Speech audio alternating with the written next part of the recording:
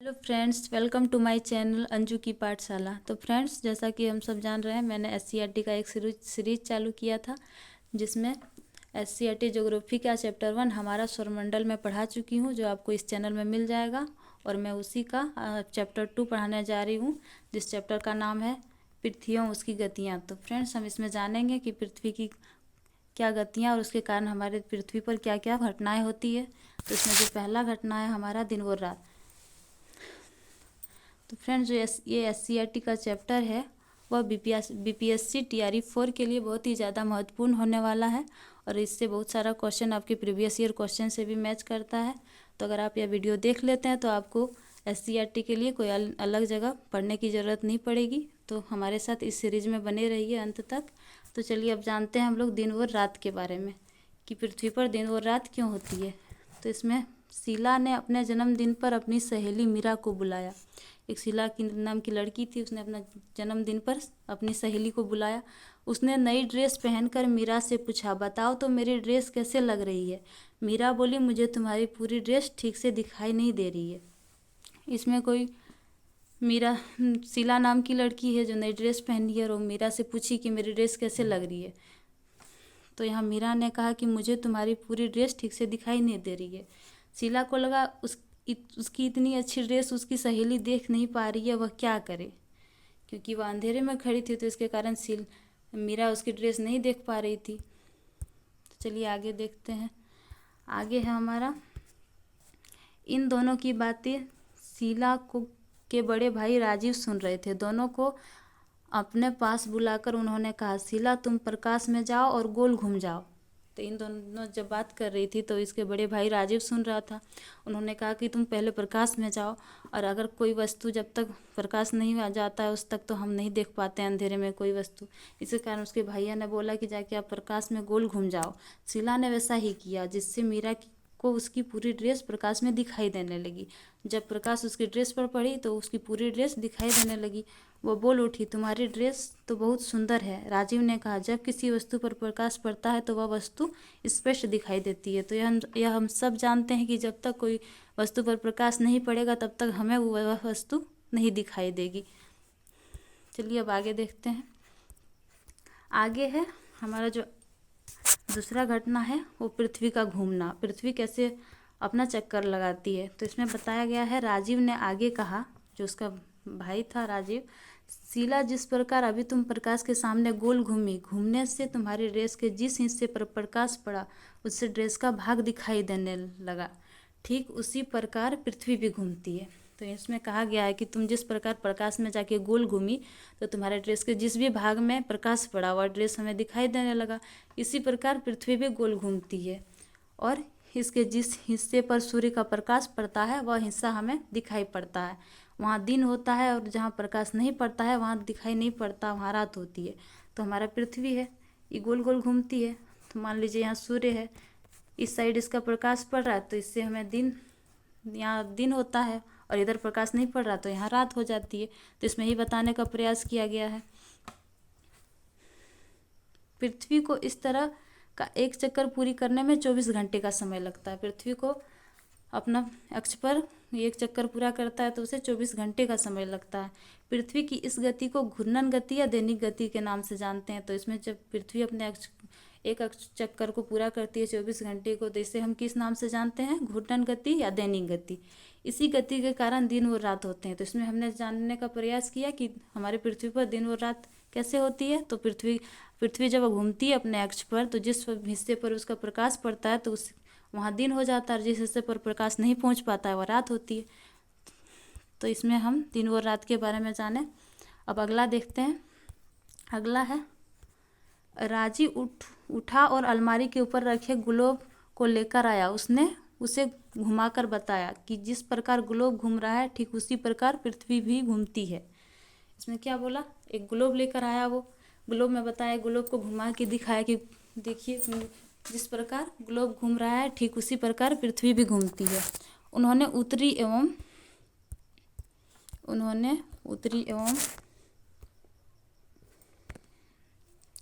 दक्षिणी ध्रुव को ग्लोब पर दिखाते हुए बताया कि उत्तरी ध्रुव को दक्षिणी ध्रुव से मिलाने वाली काल्पनिक रेखा अक्ष है। मान लीजिए पृथ्वी है, ये नॉर्थ है, इस एक मिनट, इसमें क्या बताया गया कि उत्तरी ध्रुव और दक्षिणी ध्रुव को गोल पर दिखाते हुए बताया कि उत्तरी ध्रुव को दक्षिणी ध्रुव से मिलाने वाली काल्पनिक रेखा अक्ष है। ये पृथ्वी हमारा, ये उत्तरी ध्रुव है, ये दक्षिणी ध्रुव है। तो इस दोनों को जो मिलाने वाली रेखा है उसे क्या किस नाम से जानते हैं? अक्ष के नाम से जानते हैं।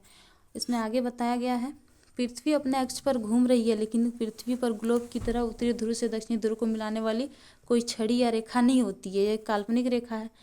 मतलब कि ये जो पृथ्वी है ये उत्तरी ध्रुव से जो दक्षिणी ध्रुव से मिलाया गया है, तो इसमें से कोई, इसमें हकीकत कोई लंबाई नहीं होती है। इससे हम सिंपल भाषा में स्टडी के लिए इसे काल्पनिक रेखा दर्शा देते हैं इस जगह।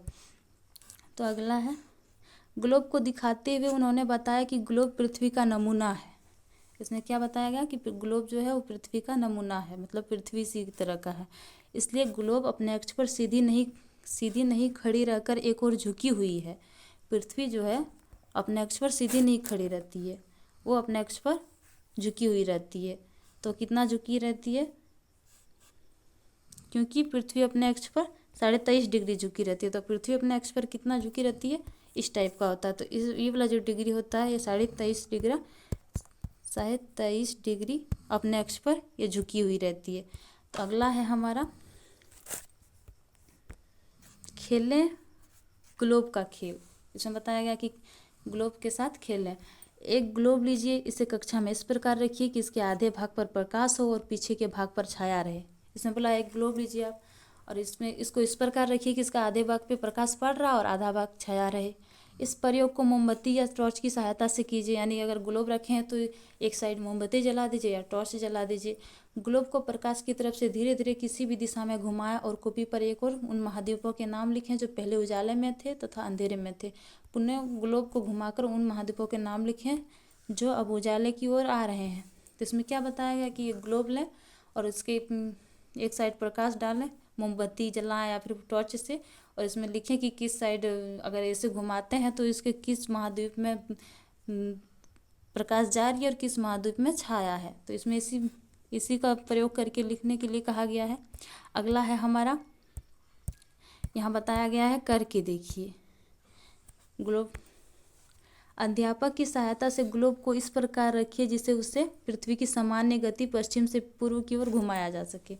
आप टीचर की हेल्प ले लीजिए इसमें, और ग्लोब को इस प्रकार रखिए जैसे कि पश्चिम से पूर्व की ओर घुमाया जा सके। जैसे हमारा पृथ्वी जो होता है वो पश्चिम से पूर्व की ओर घूमता है, तो इसमें वही बोला गया है कि ग्लोब लीजिए और अध्यापक की मदद से उसे इस तरह से रखिए कि वो पश्चिम से पूर्व की ओर उसे घुमाया जा सके आसानी से। अगला है, आगे है, प्रकाश को जापान पर केंद्रित कीजिए और पता कीजिए कि ग्लोब पर कौन कौन से देश हैं जो छाया में हैं। तत्पश्चात प्रकाश को भारत पर केंद्रित करें और छाया प्रदेशों के नाम लिखिए। तो इसमें जापान जो भी देश है उसके ऊपर पहले प्रकाश डालिए, उससे जो छाया में देश पड़ जाता है उसका नाम लिखिए। फिर बोला गया है कि यहाँ हमारे भारत पर प्रकाश को भारत पर केंद्रित करें, मतलब प्रकाश को भारत पर फिर करके देखें और छाया प्रदेशों के नाम लिखें। अब विषुवत रेखा पर लगभग समान दूरी पर निशान लगाएं एवं इस पर अ, ब, स, द इत्यादि अंकित करें। किसी एक स्थान पर प्रकाश को प्रतिबिंबित कर शेष स्थानों पर प्रकाश की स्थिति के आधार पर पूर्णतः प्रकाशित, अंशतः प्रकाशित, पूर्ण अंधेरा, अंशतः अंधेरा में विभाजित कर पता करें कि वे कौन कौन से देश हैं। इसमें बोला गया है कि विषुवत रेखा पर समान दूरी पर उसमें निशाना लगाएं और इसमें प्रतिबिंबित कर शेष स्थानों पर प्रकाश की स्थिति के आधार पर पूर्णतः प्रकाशित, अंशतः प्रकाशित, यानी कब वह प्रकाशित हुआ, कब प्रकाशित नहीं हुआ, कब अंधेरा है, कब थोड़ा अंधेरा है, इसके बारे में लिखने के लिए कहा गया है। इसमें आगे है हमारा,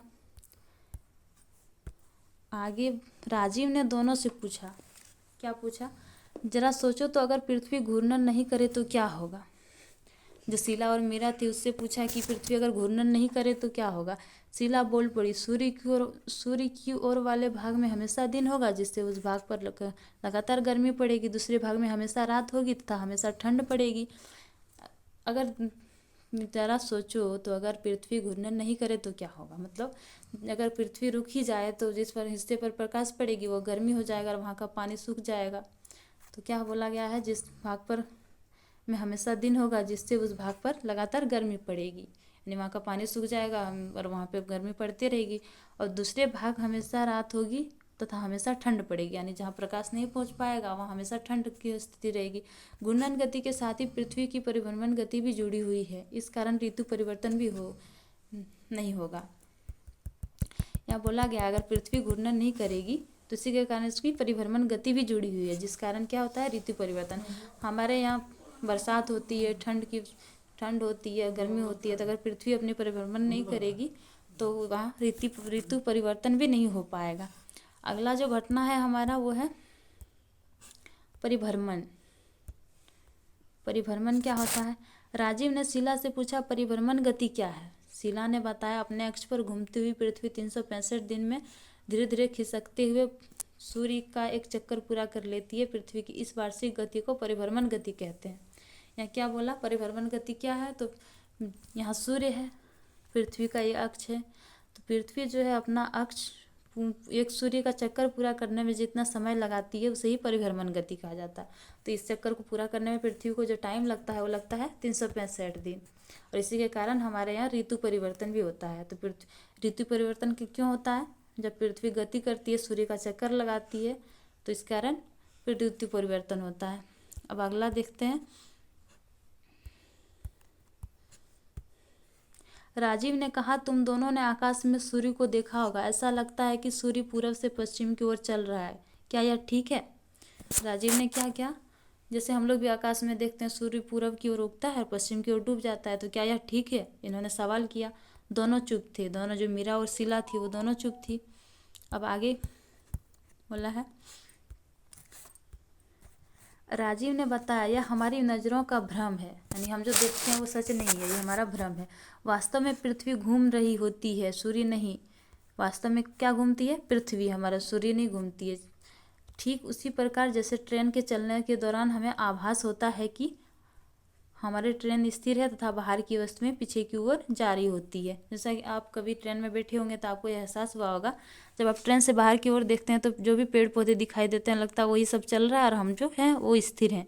इसी तरह हमारे साथ सूर्य और पृथ्वी के बीच है। हमें सूर्य चक्कर लगाते हुए दिखता है, लेकिन वास्तव में हमारी पृथ्वी चक्कर लगाती है और सूर्य जो है वो स्थिर रहता है। पृथ्वी पश्चिम से पूरब की ओर घूमती है, इसलिए सूर्य आगे है, पृथ्वी पश्चिम से पूर्व की ओर घूमती है, इसलिए सूर्य पूरब से पश्चिम की ओर जाता हुआ प्रतीत होता है। सूर्य की इस गति को आभासी गति कहते हैं। ये सूर्य है, ये पृथ्वी है। पृथ्वी क्या है? पश्चिम से पूर्व की ओर घूमती है। ये नॉर्थ हो गया, ये साउथ हो गया, ये ईस्ट हो गया, ये वेस्ट, पूर्व पश्चिम। तो पृथ्वी जब इस घूमती है तो इस आकार पे, इस हिस्से पे इसका प्रकाश पड़ता है, तो इस घूमते घूमते घूमते जब यहाँ आती है तो इस जगह सूर्य का पूर्व में उदय होता है और पश्चिम में फिर अस्त हो जाता है। पृथ्वी के घूर्णन की दिशा यहाँ जैसे कि चित्र में दिया गया है हमारा, पश्चिम, पूरब, उत्तर, दक्षिण। तो पृथ्वी कैसे घूमती है? पश्चिम से पूरब की ओर। तो घूमते घूमते जब यहाँ आती है सूर्य का प्रकाश पड़ता है तो हमारा पूर्व की ओर सूर्य उगता है और पश्चिम की ओर सूर्य डूबता है। आगे है, उन्होंने चित्र दिखाकर पूछा कौन सा चित्र पृथ्वी के सूर्य के चारों ओर परिक्रमा को दर्शाता है। एक मिनट, यहाँ क्या बताया गया कि उन्होंने चित्र दिखाकर क्या पूछा कि कौन सा चित्र पृथ्वी की सूर्य के चारों ओर परिक्रमा को दर्शाता है। मीरा बोली भैया क्या इन्हीं गतियों के कारण मौसम और ऋतुएं भी बदलते हैं? राजीव ने हंसते हुए कहा बिल्कुल ठीक समझ रही हो। जब पृथ्वी सूर्य के चारों ओर घूमती है तो एक बार इसका झुकाव सूर्य की ओर होता है और आधी परिक्रमा करने के बाद दूसरी बार इसका झुकाव सूर्य के विपरीत होता है। दूसरी और चौथी स्थिति में झुकाव न तो सूर्य की ओर होता है और न ही विपरीत, जैसा कि चित्र 2.2 में बताया गया। तो चलिए चित्र से हम समझते हैं इसमें क्या बताया गया है। इसमें बताया गया है कि दो जगह जो होती है वो सूर्य और पृथ्वी की दूरी निश्चित होती है दो घटनाओं में, लेकिन दो ऐसी घटनाएं भी होती है जिसमें सूर्य और पृथ्वी की गति दूर दूर हो जाती है। तो ये क्या है हमारा, ये पृथ्वी घूर्णन करती है तो ये गोलाकार में नहीं करती है, ये करती है सर्पिला, एक मिनट।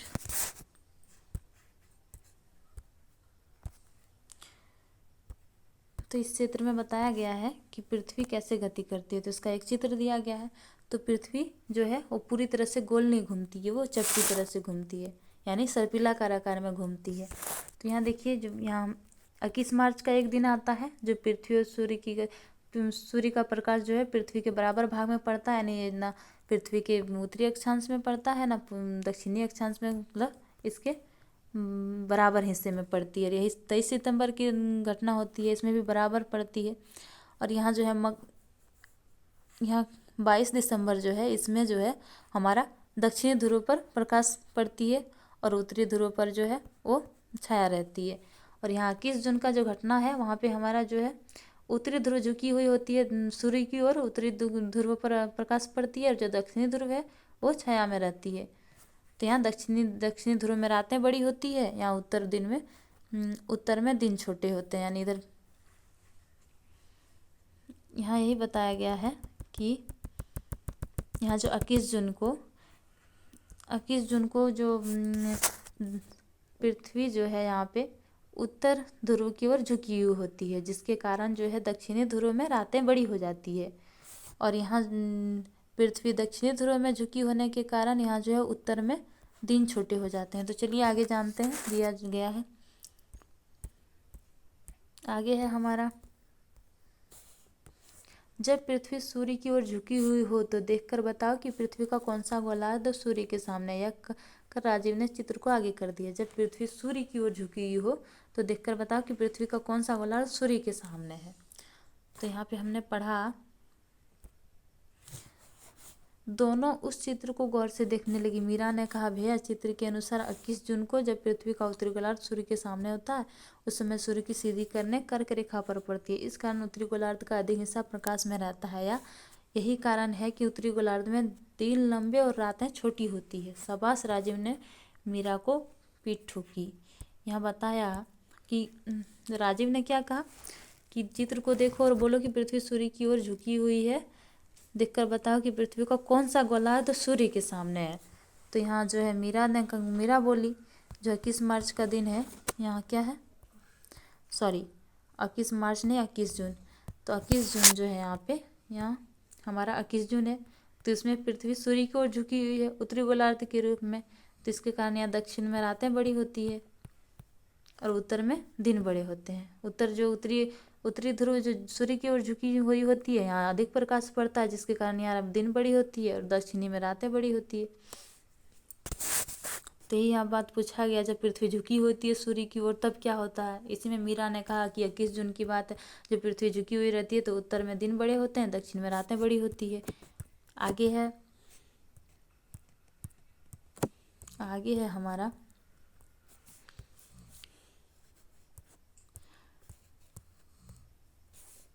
हमारा देश इसी गोलार्ध में ही है ना भैया।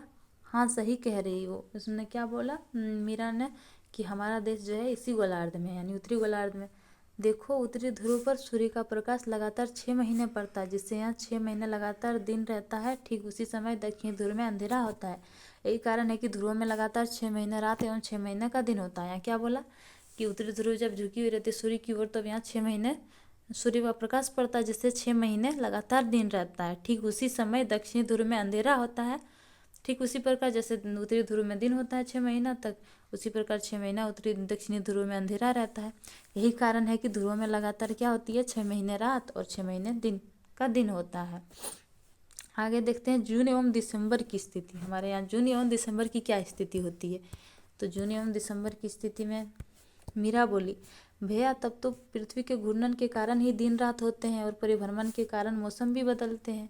तो ये बात सही है। जब पृथ्वी जब अपने अक्ष पर घूमती है, 24 घंटा में अपनी अक्ष को पूरा करती है, तब जिस हिस्से पर सूर्य का प्रकाश पड़ता है वह दिन हो जाता है और जिधर नहीं पड़ पाता वो रात होती है। और जब पृथ्वी सूर्य का चक्कर लगाती है तो वहाँ मौसम चेंज होता है। इसके कारण परिभ्रमण के कारण मौसम चेंज होता है और घूर्णन के कारण हमारे यहाँ दिन रात होती है। राजीव बोला, बिल्कुल ठीक, लेकिन दूसरा कारण पृथ्वी का झुकाव भी है। इसे दिए गए चित्र से समझ सकती हो। 21 जून को पृथ्वी के सूर्य की ओर झुकी हुई होने के कारण इस समय सूर्य की सीधी किरणें किस पर पड़ती है, विषुवत रेखा पर से कुछ उत्तर में कर्क रेखा पर सीधी पड़ती है। क्या बोला, सॉरी स्पर्श रेखा पर ही नहीं, जिसके कारण सूर्य की सीधी करने कहाँ पड़ती है, विषुवत रेखा से कुछ उत्तर में कर्क रेखा पर, विषुवत रेखा के कुछ उत्तर में कर्क रेखा पर डायरेक्ट पड़ती है, जिसके कारण दिन की अवधि इस समय लंबी होती है। इस कारण सूर्य का ताप अधिक मिलता है। यहाँ क्या बोला गया, जब 21 जून का जो समय हम देखें, जो पृथ्वी जो है वो उत्तरी गोलार्ध में झुकी हुई होती है सूर्य की ओर, तो यहाँ विषुवत रेखा से कुछ उत्तर में कर्क रेखा पर पड़ती है, जिसके कारण दिन की अवधि इस समय लंबी होती है। जहाँ उत्तरी 21 जून में हमारे यहाँ उत्तरी गोलार्ध में है इंडिया जैसे, तो जब झुकी हुई होती है, जिसके कारण यहाँ दिन की अवधि इस समय लंबी होती है, यानी दिन बड़ा करता है। इस समय सूर्य का ताप अधिक मिलता है। यहाँ क्या बताया गया, जो इस समय है सूर्य का ताप यहाँ अधिक मिलता है। फलतः इस समय उत्तरी गोलार्ध में गर्मी का मौसम होता है। जून के समय में यही कारण है कि यहाँ गर्मी का मौसम रहता है। हमारा देश उत्तरी गोलार्ध में है, इसलिए यहाँ जून में खूब गर्मी पड़ती है। तो हमें आज पता चला कि जो जून में गर्मी क्यों पड़ती है, क्योंकि यह उत्तरी गोलार्ध के सूर्य की ओर झुकी हुई होती है, जिसके कारण यहाँ अधिक गर्मी पड़ती है। इसी समय दक्षिणी गोलार्ध में सूर्य की किरणें तिरछी होती है। देखिए, हम पहले समझते हैं कि तिरछी और डायरेक्ट क्या होती है। जैसे ये पृथ्वी है, यहाँ से हम एक टॉर्च जलाएं तो ये डायरेक्ट पड़ रही है, तो यहाँ ज़्यादा गर्मी बढ़ेगी। और तिरछी यानी जैसे यहाँ ऐसे है कोई सामान, तिरछी यानी ये पूरा भाग में पड़ रही है। सॉरी, एक मिनट। जैसे यहाँ कोई वस्तु है, यहाँ हम एक टॉर्च जलाते हैं, ये डायरेक्ट पड़ रही है इस पर, और तिरछी हो गया हमारा ऐसे ही। इसका पूरा हिस्सा पर पड़ेगा तो उतना फर्क नहीं पड़ेगा। अगर डायरेक्ट किसी एक जगह पड़ता है तो यहाँ ज़्यादा इफेक्ट करता है। अगला है हमारा क्या, यहाँ तक हम लोग का हो गया। इस समय उत्तरी गोलार्ध में गर्मी का मौसम होता है। हमारा देश उत्तरी गोलार्ध में, इसलिए यहाँ जून में खूब गर्मी पड़ती है। इसी समय दक्षिणी गोलार्ध में सूर्य की किरणें तिरछी होती है, इसलिए वहाँ जून से सूर्य का ताप कम मिलता है और वहाँ जाड़े का मौसम होता है। तो हमारे यहाँ जब गर्मी का मौसम होता है तब दक्षिणी गोलार्ध में है वो सूर्य की किरणें वहाँ तिरछी जाने लगती है, जिसके कारण वहाँ ज़्यादा गर्मी नहीं पड़ पाता। वहाँ कैसा मौसम रहता है, ठंडी का, यानी जाड़े का मौसम रहता है। आगे कहा गया है, शिला बोली, क्या सूर्य की स्थिति हर वक्त बदलती रहती है। यहाँ क्या बोली कि क्या सूर्य की स्थिति बदलती रहती है। राजीव ने कहा नहीं, सूर्य के स्थिर होने के कारण उसकी पृथ्वी तो हर वक्त एक सी होती है, पृथ्वी की स्थिति बदलती रहती है। यहाँ क्या कहा गया, नहीं, सूर्य स्थिति हर वक्त नहीं बदलती है। सूर्य के स्थिर होने के कारण ही उसकी स्थिति तो हर वक्त एक सी होती है। उसकी स्थिति जो है हर वक्त क्या होती है, एक सी, यानी वो स्थिर है। पृथ्वी की स्थिति, हमारी पृथ्वी की स्थिति बदलती रहती है।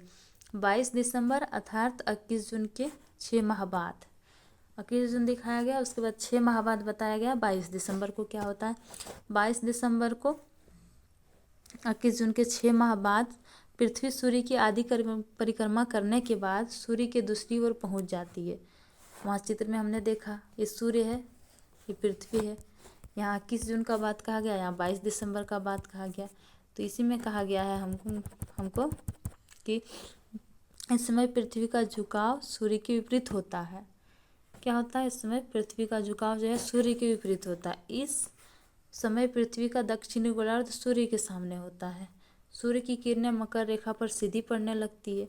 यहाँ जो ये है, ये जो दक्षिणी गोलार्ध है हमारा, ये डायरेक्ट सूर्य की ओर होती है और सूर्य की किरणें मकर रेखा पर सीधी पड़ने लगती है, जिससे दक्षिणी गोलार्ध का अधिक हिस्सा प्रकाश में रहता है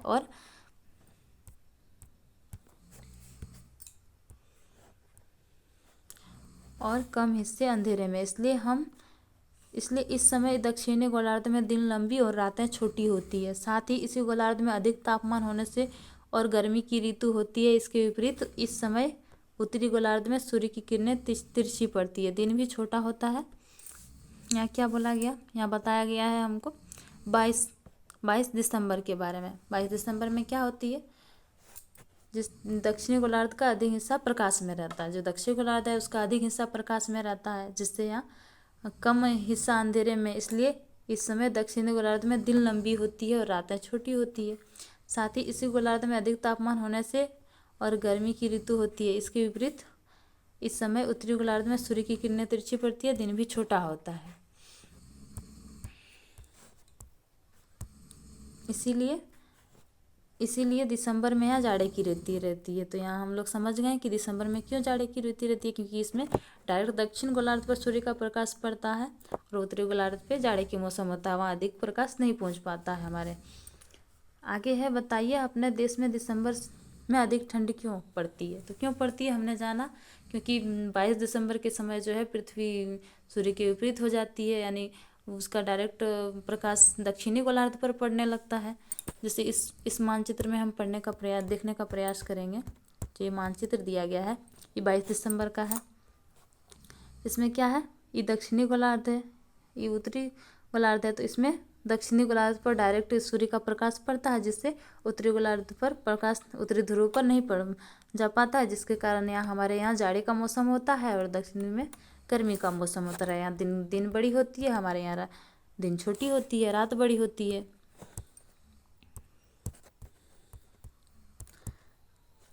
तो इसी कारण अपने देश में दिसंबर में अधिक ठंडी पड़ती है। तो इसका आंसर हम लोग जान गए। चलिए अब आगे देखते हैं सितंबर और मार्च की स्थिति। अब सितंबर और मार्च में क्या स्थिति होती है, हमने वहाँ जाना जून और दिसंबर की स्थिति। अब जानेंगे सितंबर और मार्च की स्थिति। मीरा ने पूछा, भैया फिर तो इस गति के कारण हर वक्त पृथ्वी की स्थिति बदलती रहती होगी। मीरा ने क्या कहा कि अगर पृथ्वी इस तरह से गति करती है तो इसका हर वक्त पृथ्वी की स्थिति बदलती रहती होगी। राजीव ने कहा, हाँ, अब तुम प्रत्येक 3 महीने की स्थिति को समझ सकती हो।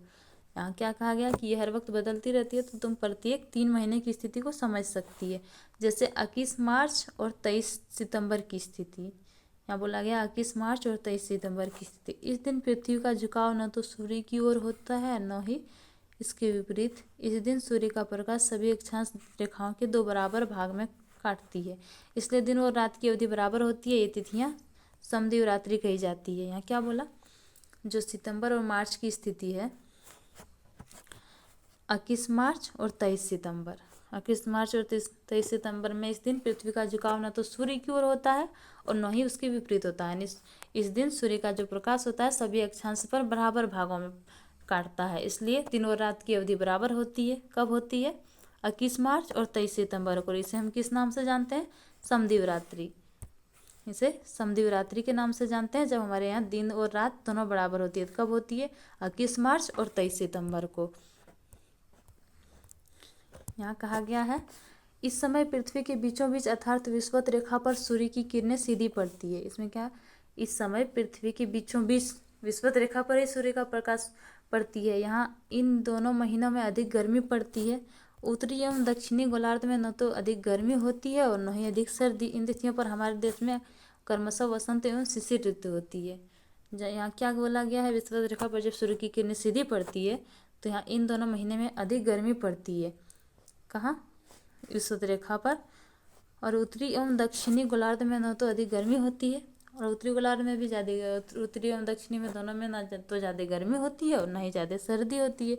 इन तिथियों में कौन सा मौसम पड़ता है, वसंत और शिशिर ऋतु, यानी मार्च का महीना में बताया गया है यहाँ पे। राजीव ने शीला और मीरा से पूछा, अब तो तुम दोनों जान गई हो कि 21 जून को सूर्य कर्क रेखा पर सीधा चमकता है।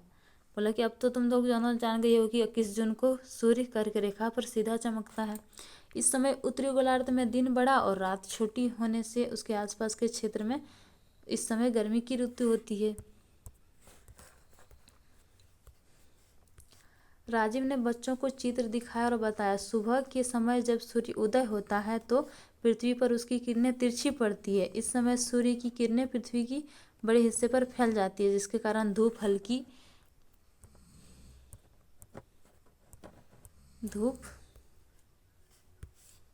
होती है, गर्मी भी नहीं होती है। इस समय बनने वाली परछाई लंबी होती है। जैसे जैसे दोपहर होता है आकाश में सूर्य ऊपर नजर आने लगता है, सूर्य की किरणें पृथ्वी पर सीधी होती जाती है तथा परछाइयाँ भी छोटी होती जाती है। इस समय अधिक गर्मी और प्रकाश मिलता है। ये कारण है कि हमें दोपहर के समय अधिक गर्मी लगती है। तो हम लोग कैसे यहाँ जाने कि दोपहर के समय अधिक गर्मी क्यों लगती है और सुबह सुबह हम लोग को हल्का प्रकाश क्यों पड़ता है।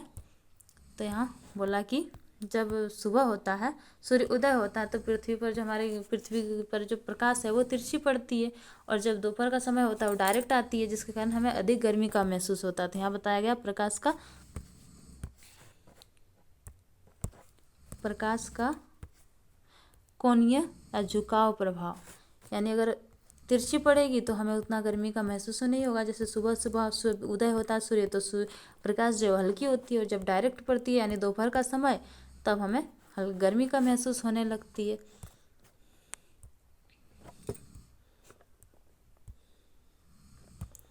तो चलिए फ्रेंड्स, आज हमने पृथ्वी एवं उसकी गतियों के बारे में जानने का प्रयास किया, जिसमें से जो चैप्टर बाकी बचा हुआ है वो मैं अगले पार्ट 2 में कंप्लीट करा दूंगी।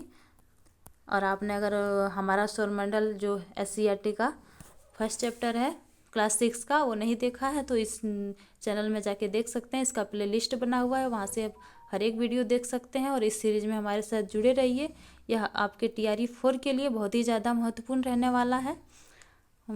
यह अगर आप यह कर लेते हैं तो BPSC TRE 4 के लिए SCERT अलग जगह देखने का ज़रूरत नहीं पड़ेगा।